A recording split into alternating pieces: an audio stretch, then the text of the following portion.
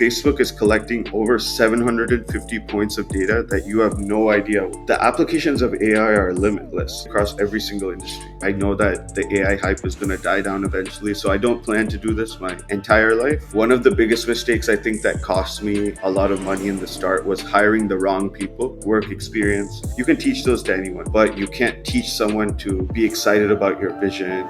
Ever wondered what it takes to build an AI empire while maintaining a bodybuilder's physique? Today's guest starts his day at 3:30 a.m., turned 2000 into a cutting-edge tech company, and recently saved a pharmaceutical client $20 million with his custom AI solutions.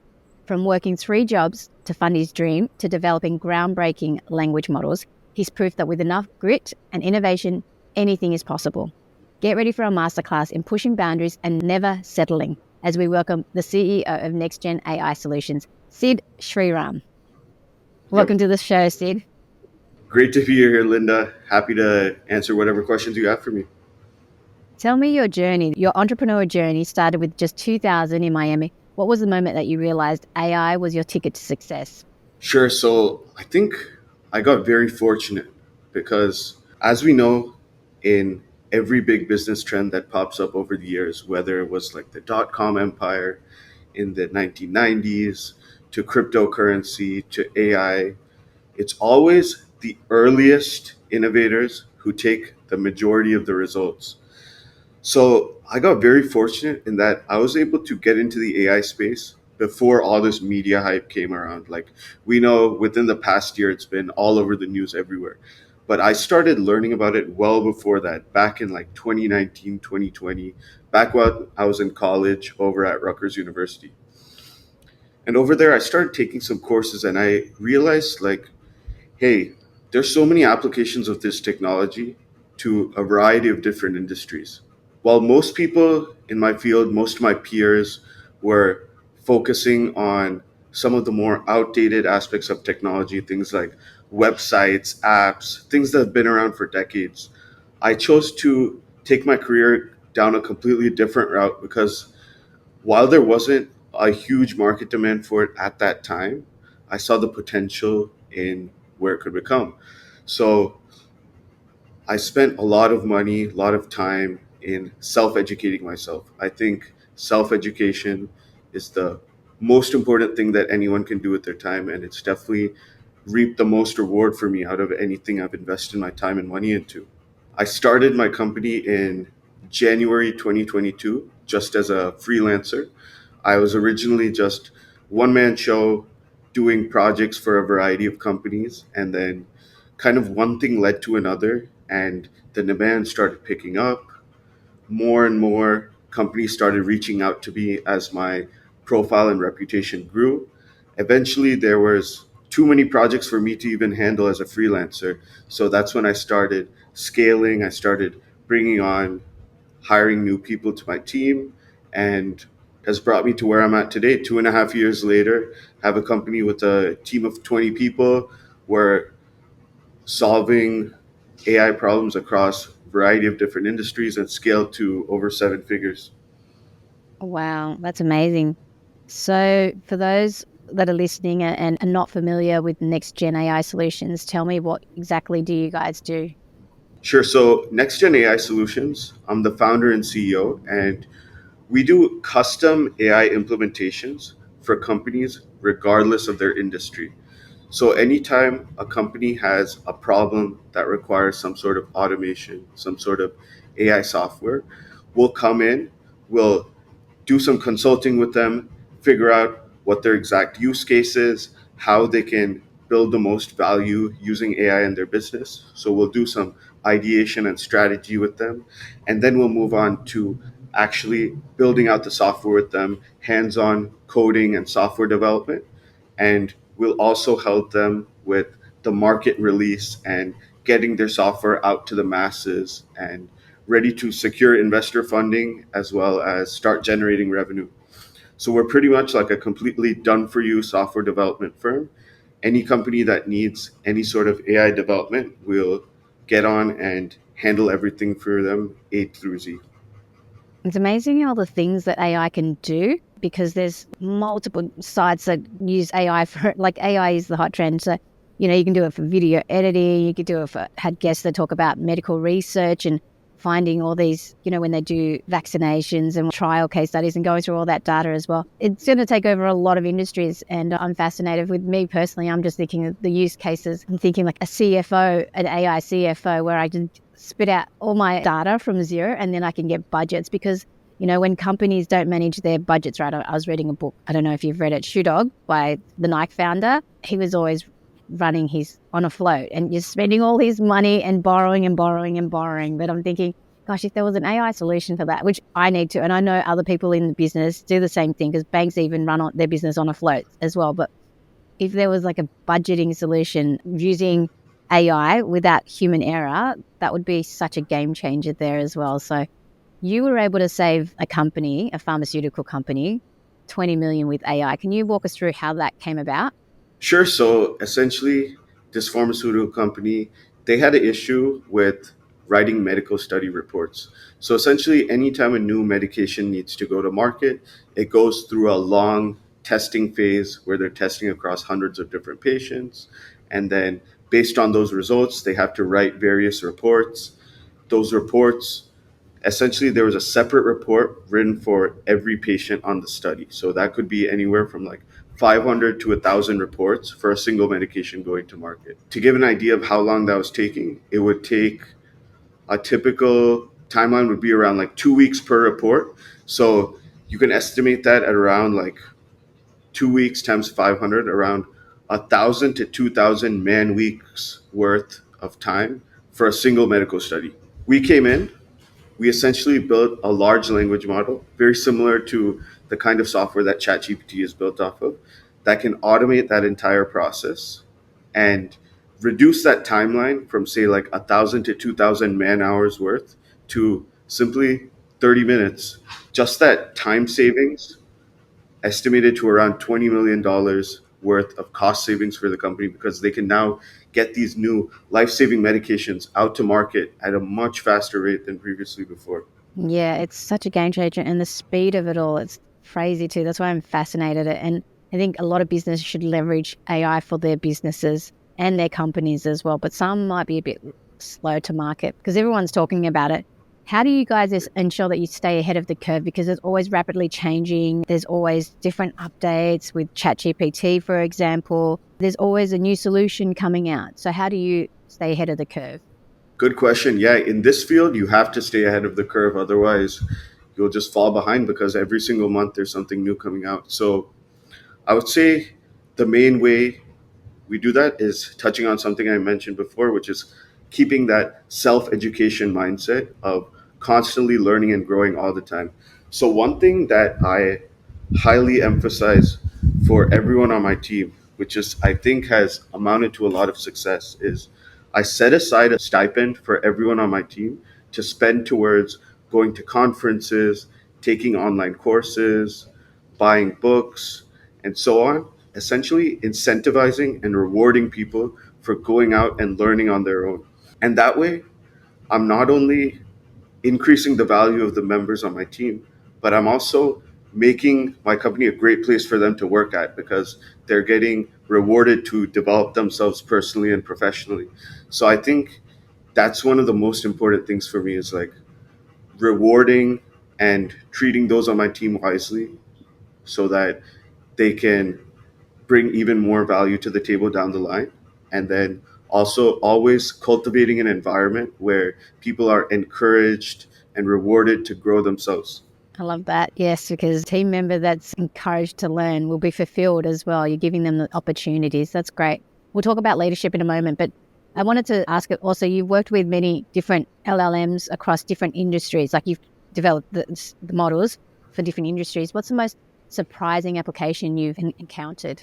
I think one of the coolest projects that I've ever worked on, this was completed around 3 months ago. And this one may not have generated a lot of money, but it was a very fulfilling project, but just because of how it benefits humanity. And that's why I love working on this project. So essentially, there are paralyzed people or people with various disabilities who are unable to operate computers or phones, tablets like we can. Or they may be mute, So essentially, we built a large language model guided interface that essentially it connects with a headset that a person wears.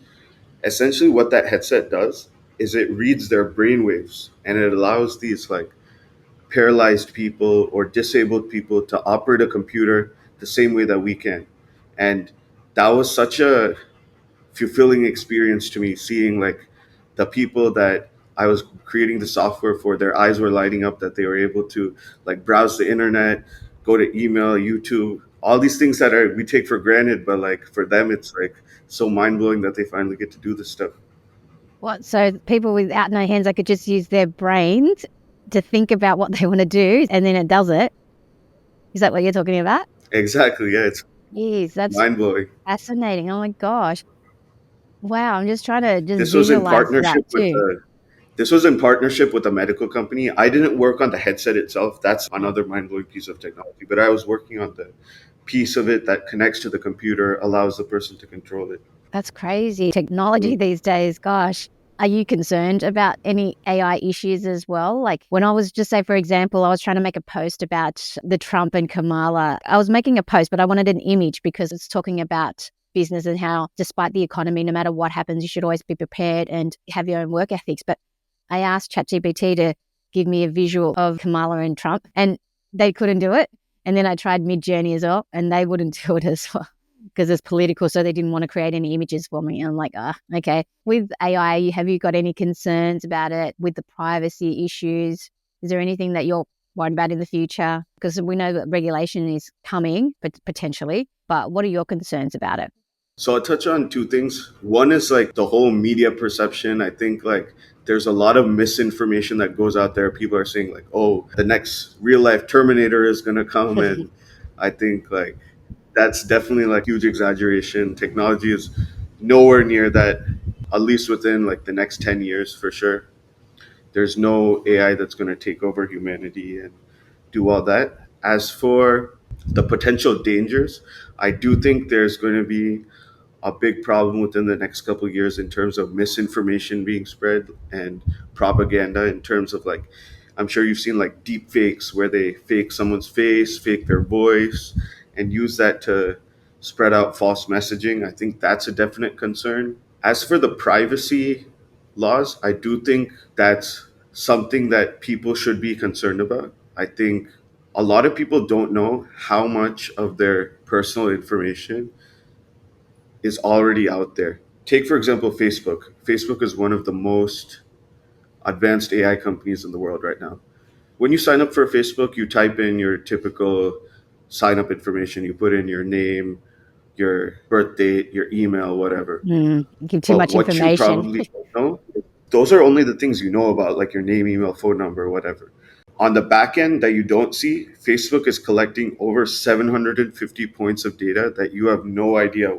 They know who your mom is, they know what street you're on, they know what school you went to, they know what time you go to sleep, what time you wake up, just by analyzing your activity. Like, what time does this person pick up their phone? What time are they usually driving home from work? Where are they usually driving at 5 o'clock? Oh, that means they probably work at this location and this is their home. So without you even knowing, they're collecting all these data points about you. And I think people should be very cognizant of that fact. Stay aware to be careful of what websites they're signing up for, as well as how much information they're sharing publicly on the web.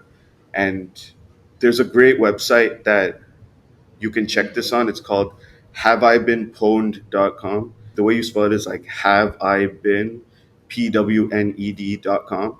Essentially, if you just go there and type in your email, it'll show you like all the data of yourself that's ever been leaked out on the web, because over the years you've probably signed up for like hundreds of random different websites, and most likely some of them have been compromised over the years. So I do think it's a thing that the average person should definitely be cognizant of and be very wary of what they're sharing.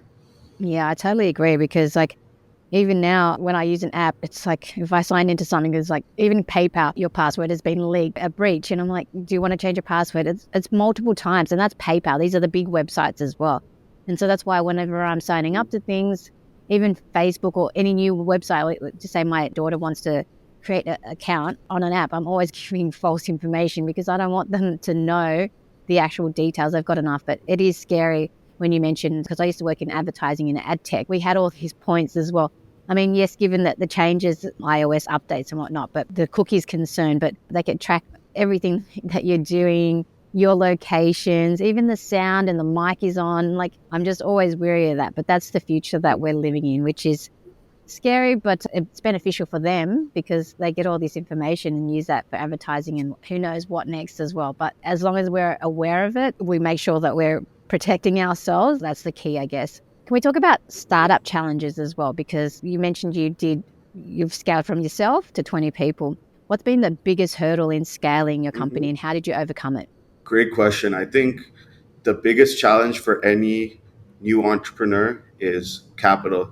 There's always never enough capital to go around. And that was especially for me, true for me as a solo founder. One thing is very common in the tech industry is that people like trying to get funding. They go out to these venture capital firms and they're like, I have this idea for this new tech or AI company. Can you fund me? And I'll give you some equity in my company. And I think that's not the best way to go about things, in my opinion, because you're giving away a chunk of your idea, your baby, essentially. You don't even know if that idea is going to work. So you're essentially just forking over part of your life to this venture capital firm just to get a little bit of a head start. And I think so many of my competitors in the space, they take the route of instead of trying to actually generate revenue, they're thinking of ways of like, how can I secure funding? Which is the complete opposite route to what I took. So what I did to solve my capital problem is I was just like, I don't want to go the venture capital route and be sucking up to all these investors. I want to make this happen on my own, bootstrap it using all my own capital. And I'm 100% owner of my business right now. No one else has equity.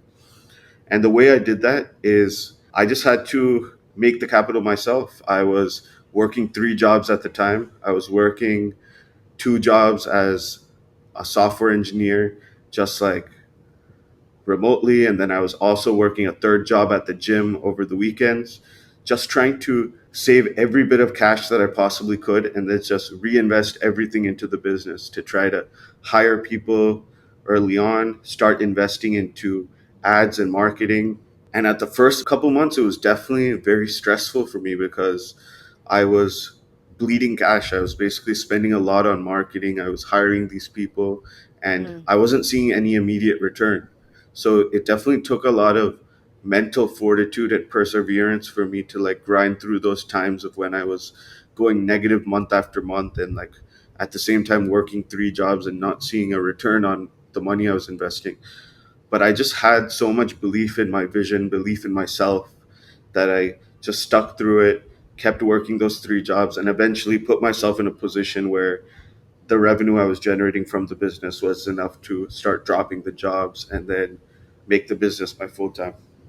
That's amazing because, like, you're in a hot space and VCs are pouring money over AI, so this is like the perfect opportunity for you to get a little bit of funding. But then you're right. The negative to that is that you have shareholders, like the VCs, they have to be a part of it to contribute and you're losing some of your equity and sometimes your power as well. So it's good that you stuck by it and done it yourself. And to bootstrap a software like a company by yourself, that's amazing because it does cost a lot of funds. But I'm just curious to know because in terms of the startup world, if you're running on ads, are you hiring locally or you're hiring overseas? Because now the talent overseas is phenomenal and it's a lot more cheaper than hiring. I mean, yes, it's good to keep in the US or where you are, but obviously it's going to cost a lot more. So I'm just thinking if I was in your situation, because for me, I use offshore staff and then I have people that are from Nigeria, this awesome girl that created my landing page and she's just phenomenal and talented and yet she's in a third world country that needs it but she's great price and she's so what are you doing? Are you just hiring in terms of startup? Are you hiring offshore or are you hiring within to scale more profitably and build your team that way? Yeah, completely agree with you. I think offshore staff are a great way to get started at a cheaper investment. My company, we're completely remote. We don't have any office anywhere. our clients are dispersed all across the US.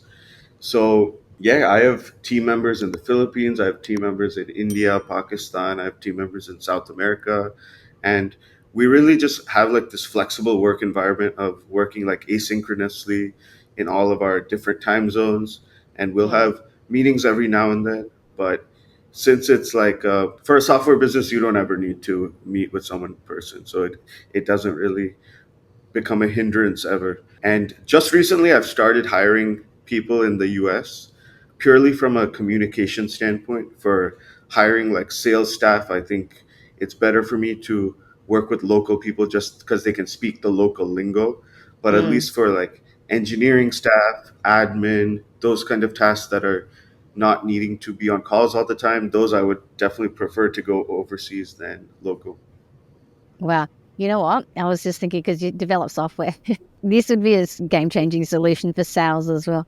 Imagine creating like you got a US person and then you can create not a deep fake, but a visual virtual version of them. Because I was analyzing a sales call using the transcript and getting AI to analyze it and think about the mistakes. Imagine developing a salesperson using AI, but having it as a next gen. I think no, there's another company that does clones of yourself, and so using that as a salesperson eventually too. But that would be a game changer for a lot of businesses as well. Yeah, I was just going to add on what you said. I think there are a couple companies who are already doing that. Like I think Air AI is a big one. There's one called Thoughtly as well, which does that. I've played around with them. I didn't like how like robotic they sounded, so I wouldn't trust Mm, them myself mm. yet. But I think as the technology progresses in the next couple of years, we're going to see them used a lot more frequently. Yeah, I reckon that, yeah, because the improvements in the speed of how fast AI is developing and improving, like the way that it can make videos so realistic, it's just amazing. But then I always wonder, I was talking about AI and the jobs that it's not going to take because essentially it's going to take a lot of jobs, a lot. And this is where I think being an entrepreneur and thinking ahead of time will help with your future as well. Because the guy that I was talking to, he was an engineer and he said one day he thinks his job's going to be taken as well. So, and he's developing AI solutions. So it's just fascinating. No industries will be safe. So it's something to think about how you're going to play that and what career you're going to do that is going to be AI free. So you don't have to worry about it. But no, it's just an exciting time as well. What do you see the biggest opportunity for AI in the next 5 years? The biggest opportunity in terms of like industry. In AI, yeah. Biggest opportunity for AI in the next 5 years in the industries. Sure, there are definitely a couple that come to mind. I think definitely from what the kind of work I've done within the medical pharmaceutical space, I think this is definitely an area that I see a lot of potential advancements coming in within the next couple of years. For example, like DNA sequencing, which has been a challenge for humans for decades Mm. because DNA is so incredibly complex that for a human to sit through and try to identify patterns is just an impossible task. But now there's AI softwares coming out that can analyze huge patterns of DNA sequences. And I think I'm really interested to see how we can use that to prevent genetic disorders or even cure people who have those kind of rare genetic diseases. I think that could be a huge area within the next couple of years, That's fascinating. Yeah, there's so as many well as. positives. And I was also going to say, I think another huge field I think is like brain computing interfaces, kind of like what I mentioned with the disabled people who could use computers. The same kind of technology also used for just the general population, which I think like Elon is trying to create with his Neuralink company. I think that's also going to become huge within the next couple of years. Yeah. It's invasive. In some ways, you can think of it as a bit invasive. And, like we're having half cyborg type of people as well. But then I guess there's also benefits to that. So it's an exciting future as well. In terms of your balancing act, okay, and how you maintain your structure. Starting your day at 3:30 a.m. Is that every day? Like that Mhm. seems pretty intense. And how do you maintain that energy for both your business and also bodybuilding? Because it's great that you're so dedicated to your health as well. But 3:30 a.m. is that correct? Yeah, I do it most days, not every single day, but at least like 5 to 6 days out of the week. Typically, like Sundays, I take a little bit of rest on those days. And I think having that kind of intense structure and discipline in my life has been everything. Without it, all of these accomplishments would be impossible. Because, first of all, purely from a time aspect, if I start my day earlier, I immediately have 2 to 3 hours of extra productivity over all my competition. So that's the first and foremost thing. Second thing is, I think having that early morning wake up is essential in terms of the daily reflection and daily gratitude that I practice every morning. I think one of the most important parts of my daily process is that daily reflection. I start every single day with at least like 20 to 30 minutes journaling, thinking about what did I do yesterday? What could be improved about it? What mistakes did I make? What can I change today to prevent those from never occurring again? Because in the past, I wasn't obviously doing this my whole life, but like in the past, when I would start my days later at like 8 o'clock a.m. or 7 o'clock a.m., I would immediately wake up and get right to work or get right into the busyness of like day to day life. And I think when you do that, it kind of takes away the time of like really looking internally at yourself. Because at the end of the day, I believe like when it comes to fitness, business, self growth, whatever, your business will only grow to the level which you grow. So in order to grow your business, you must grow yourself in terms of every aspect, really, in terms of being a good leader, being a good communicator, being well organized, being good with numbers, and so many other things. I love that. That's so powerful. But sleep. I'm curious to know how much sleep do you get to avoid burnout doing that? Some people can live off like 4 hours of sleep, I've heard, but are you one of those people or do you need a certain amount of sleep and have an early night because you wake up so early? I think like around like 5 to 6 hours is like my peak level where I feel like well rested and get through the whole day. Anything less than that, and I'll crash in the middle of the day. I'm curious to know, like, where did this self discipline come from? Because you did mention that you used to wake up at 7 or 8 o'clock. Does it come from your upbringing? Over the time, you pushed yourself and you've got the discipline to do your bodybuilding and keep your health as well, but all this self growth as well. So, where did this come from the past? Like, I'm just curious to know, was it your upbringing and the way you were disciplined? Because some people have different upbringings and their parents, for example, pushed them, or something happened to them. Was there a pivotal moment that pushed you to change you, or you always just strive? Where did this success and this discipline come from? That's where I'm curious to know. I would say I definitely am grateful for the lessons my parents taught me. I definitely learned about self education from them, which is, I definitely picked that up from my parents and how they raised me. But in terms of the discipline, early wake ups, that was definitely far later. Only within the past like 2 years or so did I really develop these habits. And I think the reason why I started picking up these like intense habits, this extremely like strict lifestyle and regimen, it's just purely from observation. Because I just spend a lot of time like studying the habits of others. Because when it comes to looking at these billionaires, whatever, Elon Musk, Richard Branson, these kinds of people that I look up to, they have the same 24 hours in the day I do. They didn't come from privileged backgrounds or anything. So clearly they're doing something that we're not.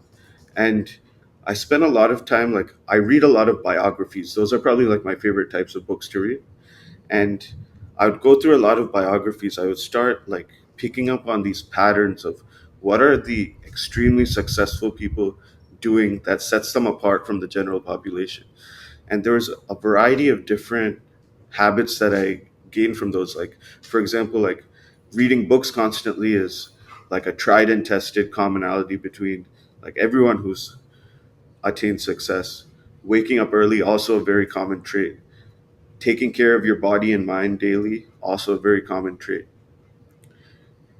Taking care of your family, being a good provider and setting an example for those around you, also a common trait. So as I started reading all these biographies, observing these people that I look up to, even like meeting some of them at various conferences and events, I started just like slowly picking up those habits and applying them to my own life. And then I would just start see the results immediately. Like, I don't think there's anything crazy that one needs to do to become successful. It's just like picking up these simple daily habits and then like doing them consistently over a long period of time, and the results will come.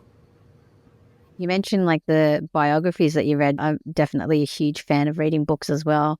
I've had a few favorites. What are your favorite books and mentors that you look up to, or bios that you've read? One who I really look up to, Elon Musk, definitely. I read his biography about a year ago. Amazing story. Other than that, another mentor who I look up to a lot, his name is Bedros Keuilian. He has a great book called like Man Up. He's very big in like the whole fitness and entrepreneurship space. Another person who I really look up to is like, his name is Dan Martell. He has a great book called like Buy Back Your Time, I love that which book. where he talks about like how to scale your company and hire people. I've definitely gained so much knowledge from reading his book. I got the opportunity to meet him in person a few months ago too, which was awesome. And Nice. yeah, those are the top three that come to mind: Dan Martell, Elon Musk, Bedros Keuilian. I like that. Definitely interesting. One book I definitely highly recommend. Dan Martell recommended it too on his YouTube channel, and so I read it. It was that A Shoe Dog by Phil Knight. Have you read that? I haven't, no, but I'll definitely write it down. Yeah, because like it's one of those books that you just can't put down. You just keep reading and reading, and it talks about his journey from building Nike from the bottom, and it was just so many hurdles that he had to overcome. The chaotic life that he it was just the budgets. There was just so many ups and downs. Definitely, highly recommend that book because if you're an entrepreneur and you want to know what it takes to build a $1 billion company and the hard work that you have to put into it, definitely worth the read as well. In terms of your future vision, what's your vision now, ultimate goal for your company? I think looking past within the next, let's say, like 5 to 10 years, I think within the short term, my goal is to completely automate the business, because I think as long as I myself, as the founder, am involved in the day to day activities, then the business is restricted because it's restricted by how many hours in the day I have. So my goal is to keep building a better and better team so that I can trust them to run those day to day operations without my active involvement. So I want to build a completely automated business. My goal within the next 5 to 10 years is to scale to 9 figures in yearly revenue. Eventually, decide between either going public or exiting. That's a conversation for a far later date. One thing I do recognize is that, like many trends in the technology space, nothing is going to last forever. I know that the AI hype is going to die down eventually. So I don't plan to do this my entire life, but at least within the next 5 to 10 years, capitalize on all the market demand, market opportunity, scale up, and then either exit or go public, and then go on to my next venture. And I don't know what that'll be, but we'll see. And it's fascinating. And I'm just trying to imagine being in that journey. It's like reading a bio as well. You know, it's something like you built your baby. Are you building it with the goal in mind just to be able to sell eventually as well? Or just continue? Because if you're making so much revenue, imagine you're making so much revenue. That's the one thing that I think if I can imagine, having a company making so much revenue, whether or not you scale or keep it and just have that revenue keep coming in, whether or not you sell. But then if you're a builder at heart and you sell, you're always going to do something else to be productive. So it's something that comes to mind. What are your thoughts on that? Like, is that something that you're planning, you're building? Because there's a book that I'm yet to read, but it's called Built to Sell. You're building something great Mhm. to eventually sell. But I mean, like Phil Knight founder, he worked at Nike for 40 plus years. And so he's worth billions now, you know what I mean? And he's living the life and he's doing philanthropy. But at the start, he had to go through so much struggles and challenges and so much debt and trying to find capital as well. So it's a fascinating story, but now he's enjoying life and he can do philanthropy as well. Is that something you're thinking of doing? Do you ever think about that in general? What would you do with your spare time if you had all those funds, whether or not you're going to sell or whether or not all those 9 figure monthly revenues are going to come in? Do you think about that?